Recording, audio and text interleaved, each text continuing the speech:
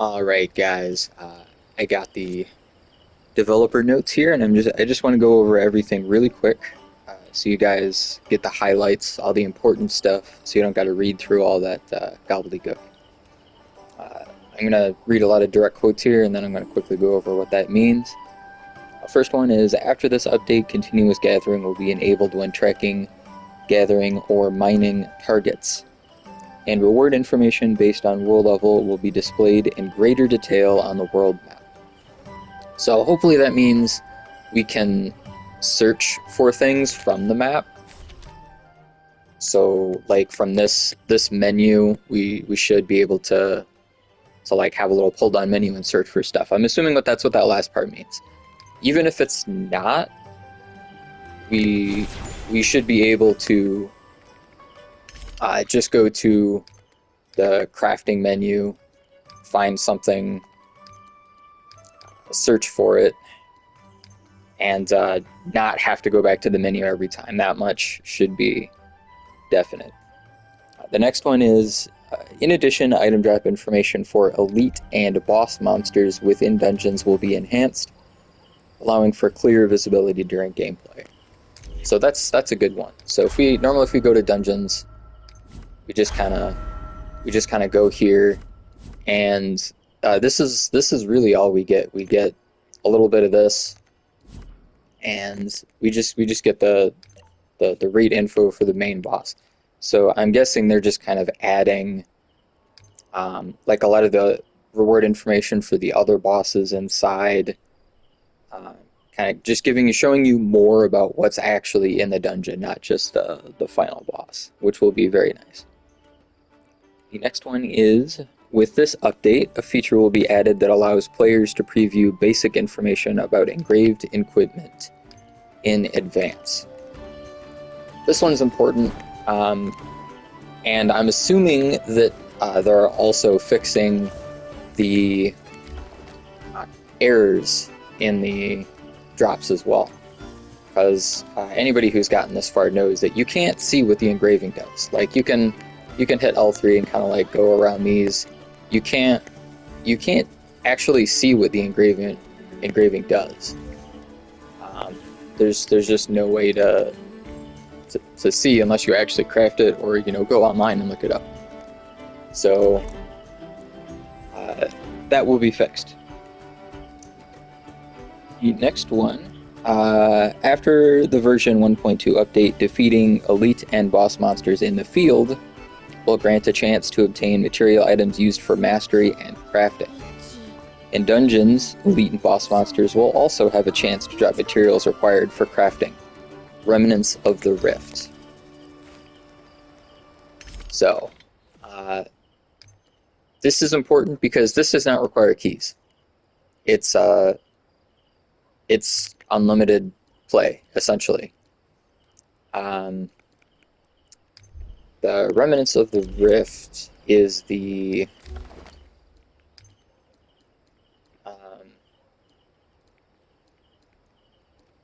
I don't remember what that is or what the Remnants of the Rift are, but it's end game gear.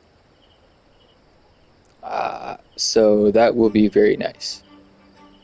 The next one is, with the version 1.2 update, a new region and main story content will be added. As you progress through the main story, the new region will be unlocked, where you can obtain new gathering materials and crafting resources. So that's most likely going to be, like one of these areas or whatever. And that's just more story content. That stuff should be fairly straightforward. The big one that I'm looking forward to is the time-space junction. The quote is, time-space junction is being prepared as content that expands over time, with new sectors unlocking periodically. In version 1.2, 2 sectors will be available initially. So anybody who's played open world gachas like this, like Genshin Impact and stuff, they usually have stuff like this at launch, or fairly after launch, so this is no big surprise. But this should be continuously rolling content. Usually it heavily supports either the active gacha character or the previous gacha character, basically giving people time to level them up and cure them out and stuff like that. So that's going to be there. Now there's only a few left here. With this update, a new boss challenge will be added, and the Abyss difficulty will be expanded to existing dungeon. So new boss, that's always cool. And Abyss difficulty to existing dungeons. So yeah, right now I think it's just Gila. So I'm assuming they're adding Spider. I somehow highly doubt there's not even a hell for mines, so I don't know about that one, but I'm assuming at least Spider. And let's see, the final one is players will be able to use boss material items such as Warden Bound Soul. I'm just going to go over this so you can get a visual. So the Bound Soul is this item here. So all the bosses drop these crafting resources. And you can now use these to craft these items. The Star Guardian pieces and the... what's the other one? The Revived Nightmare pieces. Which are the pieces that you need to craft the engraving sets.